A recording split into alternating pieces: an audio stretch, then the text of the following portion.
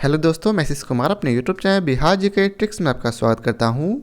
आज हम लोग मध्यकालीन भारत के इतिहास के अंतर्गत विविध के सभी प्रश्नों को इस वीडियो में देखेंगे। तो यदि आप लोगों ने अब तक हमारा channel Bihar GK tricks subscribe नहीं किया है तो इसे सब्सक्राइब कर लें, साथ ही बेल आइकन को जरूर दबाएं। वीडियो को स्टार्ट करते हैं। आज का पहला प्रश्न है, कश्मीर का जैनुल आबिदीन जो अपनी कला और साहित्य की संरक्षता के लिए प्रसिद्ध था, किस राजवंश से संबंधित था? तो वह जो है शाह मीर राजवंश से संबंधित था। अब आइए चलते इसके विस्तार को पढ़ते हैं। कश्मीर का जैनुल आबिदीन जो अपनी कला और साहित्य की संरक्षता के लिए प्रसिद्ध था, वह शाह मीर राजवंश से संबंधित था।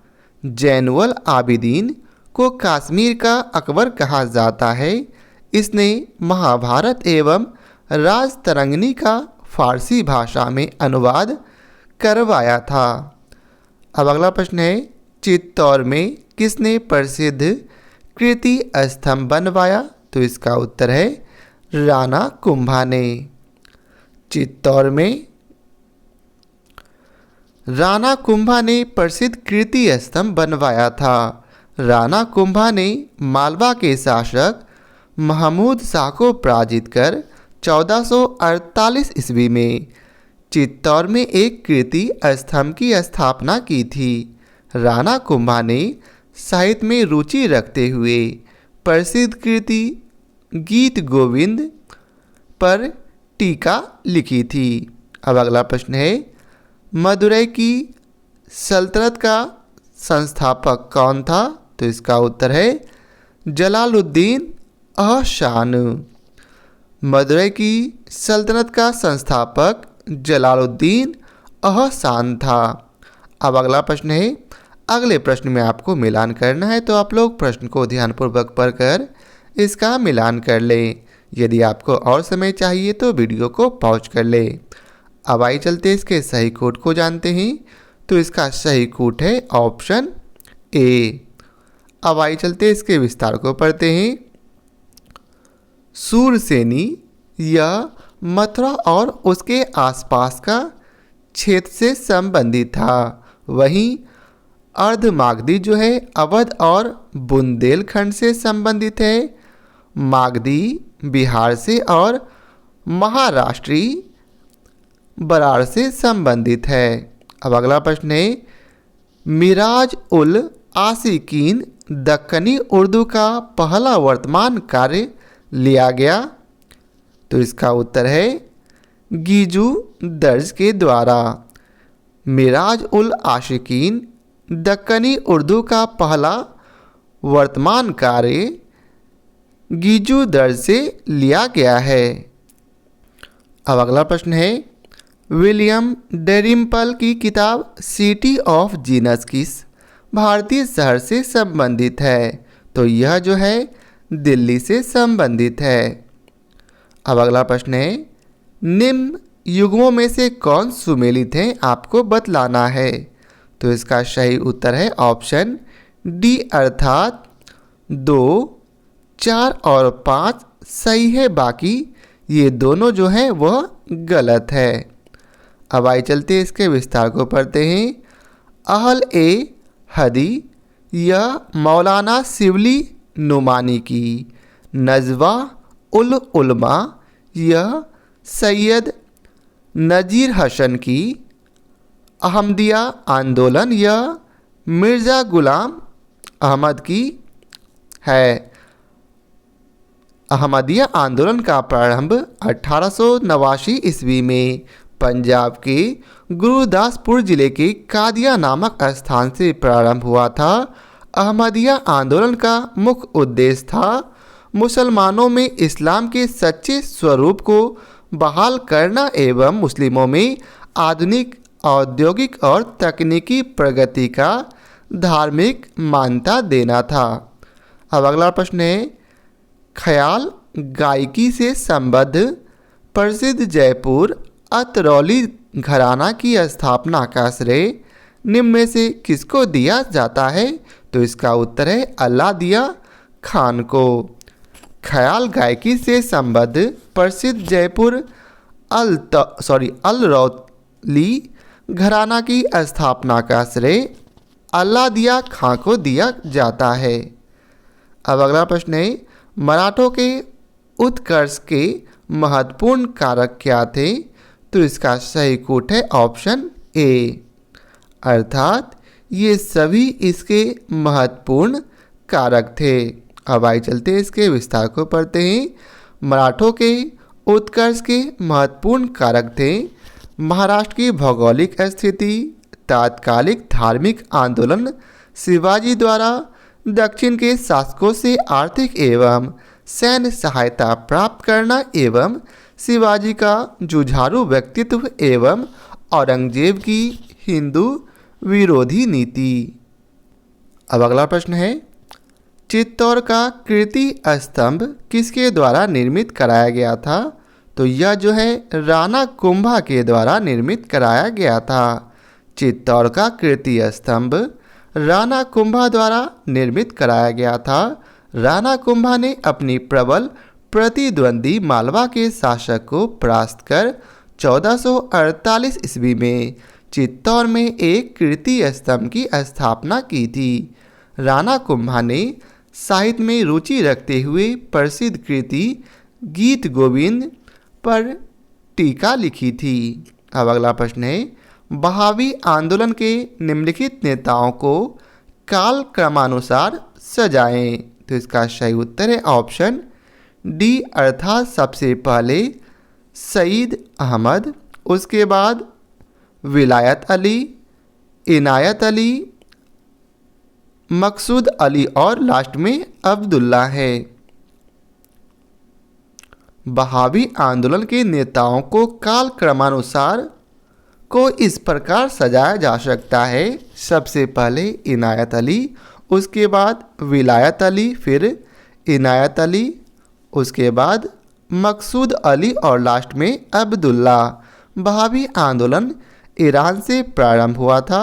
ईरान में बहावी आंदोलन को प्रारंभ करने का श्रेय मोहम्मद इब्न अब्दुल बहाव को जाता है। भारत में बहावी आंदोलन को सबसे ज़्यादा प्रचारित करने का श्रेय सैयद अहमद बरेलवी को जाता है। अब अगला प्रश्न है, सैर अथवा सईर कहते हैं किसे कहते हैं? तो इसका उत्तर है भूमि कर के अतिरिक्त कर को सैर अथवा सईर कहते हैं। अब अगला प्रश्न है, संथालों के प्रसिद्ध विद्रोह का नेतृत्व किया था किसने किया था? तो सिंधु एवं कान्हू दो भाइयों ने। संथालों के प्रसिद्ध विद्रोह का नेतृत्व सिंधु एवं कान्हू ने किया था। भागलपुर से राजमहल के बीच का संथाल बहुल क्षेत्र दामन ए कोह के नाम से प्रसिद्ध था। यह विद्रोह कंपनी, बिचौलियों, महाजनों, जमींदारों के विरुद्ध 1854 से 1855 ईस्वी में प्रारंभ हुआ था। इस विद्रोह को दबाकर अंग्रेजों ने एक अलग संथाल परगना नामक एक नया जिला बना दिया गया था। अब अगला प्रश्न है, कश्मीर के अकबर नाम से जाना जाता है किसे जाना जाता है? तो इसका उत्तर आप लोग हमें कमेंट बॉक्स में दें, क्योंकि इस वीडियो का सबसे पहला प्रश्न ही यही था। तो आइए चलते हैं अब अगले प्रश्न पर। अब अगला प्रश्न है जिसमें आपको मिलान करना है, तो आप लोग प्रश्न को ध्यानपूर्वक पढ़कर इसका मिलान कर लें। तो आइए चलते इसके सही कोड को जानते हैं। तो इसका सही कोड है ऑप्शन सी, अर्थात इसके सभी आमने सामने के जो तिथि दिए गए हैं वो सही है। अब आइए चलते हैं अगले प्रश्न पर। निम्नलिखित में से कौन सा युग्म सुमेलित नहीं है? तो कौन सा युग्म? तो इसका उत्तर है रॉलेट एक्ट 1916 ईस्वी में पारित हुआ था। यह बिल्कुल गलत है। कब हुआ था? तो यह 1919 में पारित हुआ था। अब आइए चलते इसके विस्तार को पढ़ते हैं। फिरदौसी जैसे विद्वान महमूद गजनवी के दरबार में रहते थे। इसने शाहनामा जैसी पुस्तक की रचना की थी। जंतर मंतर जयपुर में स्थित है। इसका निर्माण जयसिंह ने किया था। वुड्स डिस्पैच एक्ट का संबंध शिक्षा से है। इसे अंग्रेजी शिक्षा का मैग्ना कार्टा कहा जाता है। इस एक्ट के तहत 1857 ईस्वी में बम्बई, मद्रास एवं कलकत्ता में एक विश्वविद्यालय की स्थापना की गई थी। 1919 ईस्वी में रॉलेट एक्ट पारित किया गया था, जिसका उद्देश्य भारत में बढ़ती हुई राष्ट्रीयता की भावना पर रोक लगाना था। इसे आतंकवादी अपराध अधिनियम एवं काला कानून के नाम से भी जानते हैं। अब अगला प्रश्न है, निम्नलिखित में से किसे उर्दू शायरी का जनक कहा जाता है? तो किसे कहा जाता? तो इसका उत्तर है शमसुद्दीन वली को। अब अगला प्रश्न है, आचार्य भरत मुनि के अनुसार रसों की संख्या कितनी है? तो कितनी है? तो इसका उत्तर है 8। आचार्य भरत मुनि के अनुसार रसों की संख्या 8 है। अगला प्रश्न है, निहाल चंद्र किस राजपूत शैली के चित्रकार थे? तो इसका उत्तर है किशनगढ़ राजपूत शैली के। निहाल चंद्र किशनगढ़ राजपूत शैली के चित्रकार थे। अब अगला प्रश्न है, केरल के राजा मार्तंड वर्मा के बारे में निम्नलिखित में से कौन सा एक सत्य नहीं है? तो इसका उत्तर है ऑप्शन सी, अर्थात उसने शांति बनाए रखने के लिए यूरोपीय अधिकारियों को भारी रिश्वतें दी थी, जो कि बिल्कुल गलत है। केरल के राजा मार्तंड वर्मा के बारे में यह सत्य नहीं है कि उसने शांति बनाए रखने के लिए यूरोपीय अधिकारियों को भारी रिश्वत दी थी। यह सत्य है कि मार्तंड वर्मा ने त्रावणकोर पर शासन किया। उसने सामंतों का दमन किया था। मार्तंड वर्मा ने एक मजबूत आधुनिक सेना भी संगठित किया था। अब अगला प्रश्न है, अगले प्रश्न में आपको बतलाना है कि कौन सा मेल सही है। तो इसका सही उत्तर है ऑप्शन सी, अर्थात केवल एक जो है सही है। अब आइए चलते इसके विस्तार को पढ़ते हैं। महमूद गजनवी गजनी का पहला शासक था जिसने सर्वप्रथम मुल्तान की उपाधि धारण की थी। महमूद गजनवी ने 1025 से 1026 ईस्वी में सोमनाथ के मंदिर पर आक्रमण किया था। यह महमूद गजनवी का भारत पर सबसे महत्वपूर्ण आक्रमण माना जाता है। सोमनाथ का मंदिर गुजरात के पाटन नामक स्थान पर स्थित है। यह शिव का मंदिर है। सोमनाथ के मंदिर पर आक्रमण के समय गुजरात के सोलंकी चालुक्य शासक भीम प्रथम था। अब अगला प्रश्न है, दिल्ली में निम्न में से कौन सा स्मारक विश्व विरासत साइट के रूप में शामिल नहीं किया गया है? तो कौन सा इमारत? तो इसका उत्तर है जंतर मंतर। दिल्ली में लाल किला का निर्माण शाहजहां ने करवाया था। दिल्ली में कुतुब मीनार की नींव सूफी संत कुतुबुद्दीन बख्तियार काकी की याद में कुतुबुद्दीन ऐबक ने रखा था, लेकिन इसे पूरा कराने से पहले ऐबक की मृत्यु हो गई थी। इसलिए कुतुब मीनार को पूरा करवाने का श्रेय ऐबक के दास एवं दामाद इल्तुतमिश को जाता है। हुमायूं के मकबरे का निर्माण अकबर की सौतेली माँ हाजी बेगम की देखरेख में 1564 ईस्वी में हुआ था। इस मकबरे का खाका ईरान का मुख्य वास्तुकार मीरक मिर्जा ग्यास ने बनवाया था। उभरी हुई दोहरी गुंबद वाला यह मकबरा भारत में बना पहला उदाहरण है। अब अगला प्रश्न है, तुम मुझे खून दो मैं तुम्हें आज़ादी दूंगा। इन शब्दों का श्रेय किसको प्राप्त है? तो किसे प्राप्त है? तो इसका उत्तर है सुभाष चंद्र बोस को। तुम मुझे खून दो मैं तुम्हें आज़ादी दूंगा। इन शब्दों का श्रेय सुभाष चंद्र बोस को प्राप्त है। सुभाष चंद्र बोस ने दिल्ली चलो एवं जय हिंद का नारा दिया था। सुभाष चंद्र बोस ने महात्मा गांधी को राष्ट्रपिता कहकर पुकारा था। सुभाष चंद्र बोस ने अंडमान का नाम बदलकर शहीद द्वीप रखा था, तो वहीं निकोबार का नाम बदलकर स्वराज द्वीप रखा था। अब अगला प्रश्न है, निम्नलिखित मध्यकालीन यात्रियों का उनके देशों के साथ मिलान कीजिए। तो इसका सही कोट है ऑप्शन ए। अब आइए चलते इसके विस्तार को पढ़ते हैं।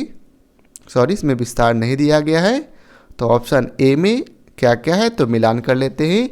मार्को पोलो जो है वह इटली का था। वहीं इब्न बतूता मोरक्को का एंटोनियो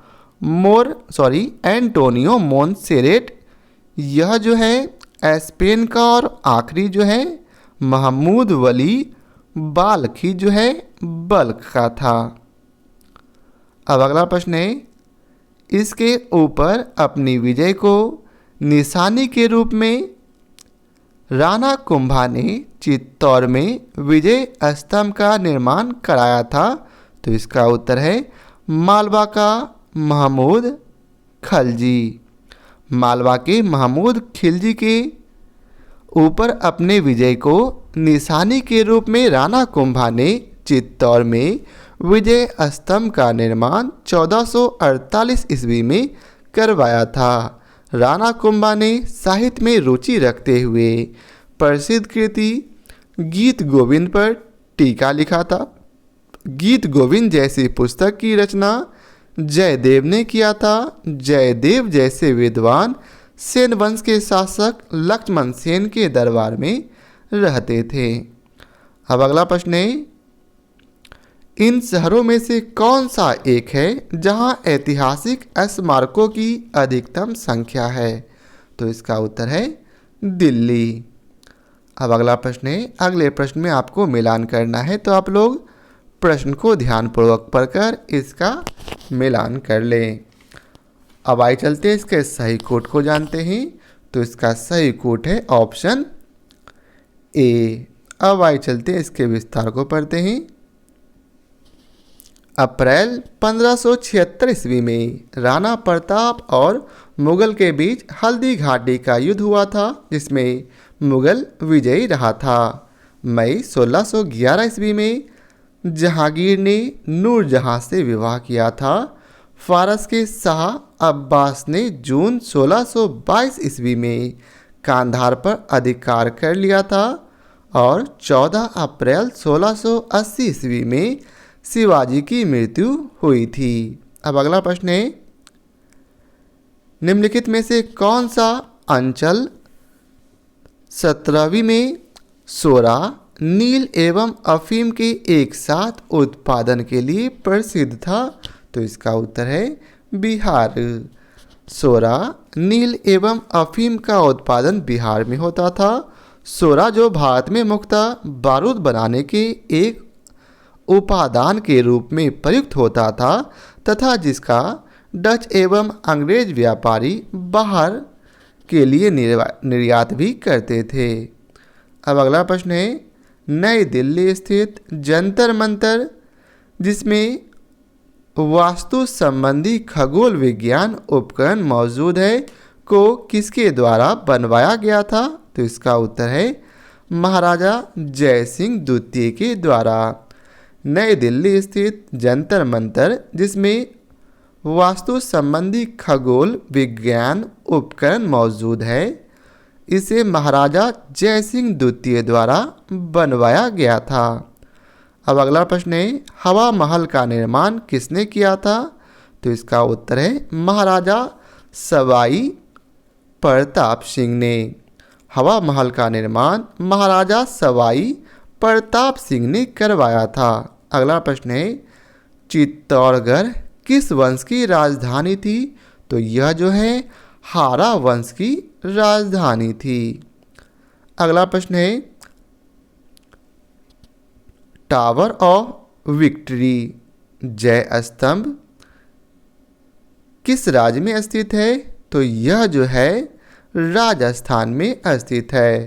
टावर ऑफ विक्ट्री जय स्तंभ राजस्थान में स्थित है। इसका निर्माण मालवा विजय के उपलक्ष्य में राजा कुंभा ने करवाया था। अब अगला प्रश्न है, मक्का में काबा इस्लाम के सर्वाधिक पवित्र स्थान को निम्नलिखित में से किस नाम से भी जाना जाता है? तो इसका उत्तर है मस्जिद अल हरम के नाम से। अगला प्रश्न है, 1505 ईस्वी में भारत में पहले पुर्तगाली वायसराय द्वारा किस किले का निर्माण कराया गया था? तो इसका उत्तर है सेंट एंजेलो फोर्ट। कौन? Saint Angelo fort.